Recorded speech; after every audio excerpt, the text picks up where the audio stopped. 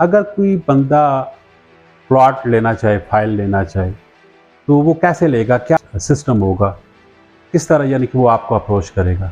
अच्छा, जब society announce हुई थी, सोसाइटी ने कुछ अपने साथ सेल्स पार्टनर ऑथराइज किए थे, जिनमें सिल्वर, गोल्ड और प्लैटिनियम थे। तो अल्हम्दुलिल्लाह हमारे पास प्लैटिनियम सेल्स पार्टनरशिप है सोसाइटी की तरफ से। आप वेबसाइट पे जाके चेक भी कर सकते हैं, इलाहा किसकी ग्रुप ऑफ सोसाइटी की कंपनीज वेबसाइट को। पे? जी, अच्छा, ठीक। इलाहा ग्रुप ऑफ कंपनीज के नाम से। और आप कोशिश करें कि किसी ना किसी आप ऑथराइज डीलर के साथ ही कॉन्टैक्ट करें। अगर आप हमारे प्लेटफॉर्म पे आते हैं तो हमारा तरीक़ाकार ये है कि हमारे यूएन नंबर होते हैं।